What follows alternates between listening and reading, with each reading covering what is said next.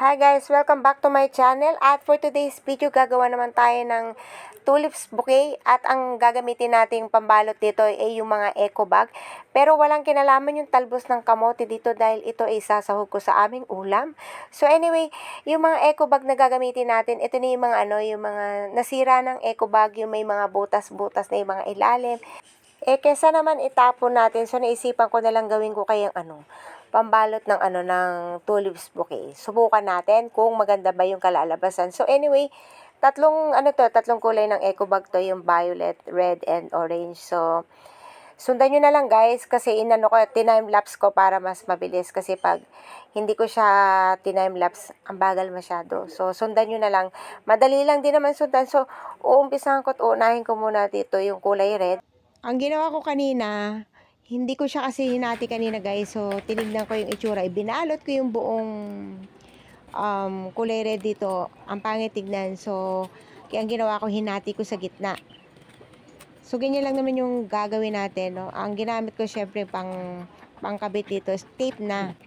Pero kung gusto mo ng wire or ng rubber band or tali, depende na sa iyo kung ano yung sa tingin mo nas madaling gamitin.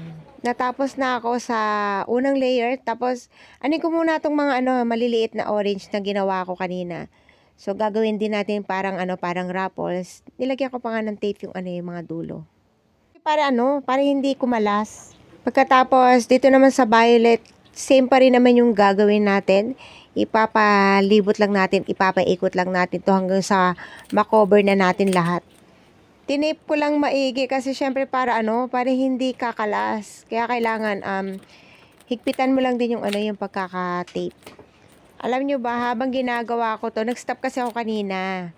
'Di ba may nakita kayong talbos ng kamote kanina dito sa ginagawang ko. Hinimay ko na yun, tapos nagluto muna ako ng pananghalian namin. So ngayon, inaantay ko na lang kumulo at maluto yung niluto kong sinigang na pink salmon. So habang inaantay natin maluto yung ulam namin, eto multitasking talaga. Habang inaantay ko yon, eto ginawa ko na to ulit para matapos nitong tulips bouquet ko kasi mamaya kung gagawin ko to mamayang hapon pa, baka abutin na bukas. So, hindi na Valentine's, di ba? So, kailangan matapos ko ngayon to kasi nga, syempre, i-edit ko pa. Ang hirap din mag-edit, ang tagal mag-edit. Syempre, kailangan may i-upload ko today. So, kaya minamadali ko rin, nirarush ko talaga.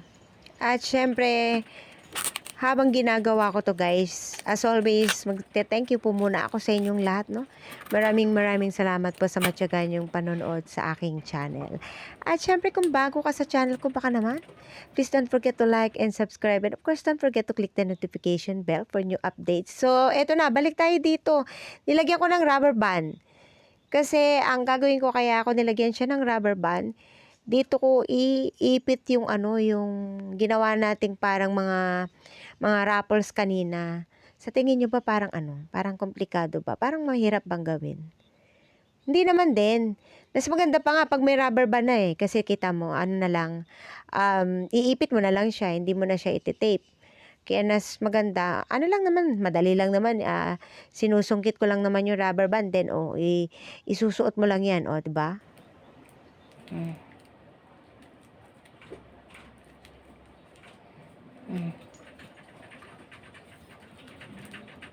Nilagyan ko pa ng tape kanina.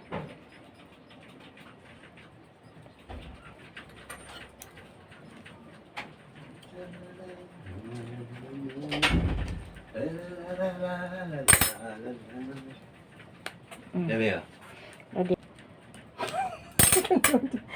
Nagpapatawa. Bumili ka niyan. Thank you. Thank you, Labi. Mini chocolate lang kasama yan. Natawa tuloy akong bigla kasi kala ko yung sinasabi niya kung ba't niya ako tinawag. Binilihan niya pala ako nitong rose. Kaya natawa ako bigla. Sabi ko, bakit ka bumili niyan? Gumagawa nga ako ng bouquet. Sabi ko ganun sa kanya. Pero natutuwa naman ako syempre. Na-appreciate naman natin yan. Syempre, ganun ko kalabi yung labi ko Kaya natawa ako bigla, binigyan ako ng rose So anyway, ganyan na yung itsura niya pagkatapos niyan. ire-ready na natin, lalagyan naman natin syempre ng ribbon. Alam niyo naman dito sa amin, kahit hindi Valentine's, everyday is a Valentine, lalo na pag nagmamahal ka. Yung aking hobby, every morning, every night, laging may I love you yan. Kahit yung kids kasi, doon sila lumaki yung mga anak namin eh. So, sa gabi, pag nag-good night yan, may I love you. Tapos sa umaga, ganun din. Kaya si hubby kasi, pag sa umaga, good morning, love you, ganun din. Sa gabi, good night, love you. So, meron kaming ganun laging, treat sa isa't isa. Ganun kami. Tapos, pag may ginawang bagay na nakakatuwa, lagi akong nagte-thank you sa kanya. Every day. Konting bagay lang talagang sabi ako sa kanya na, thank you, lovey.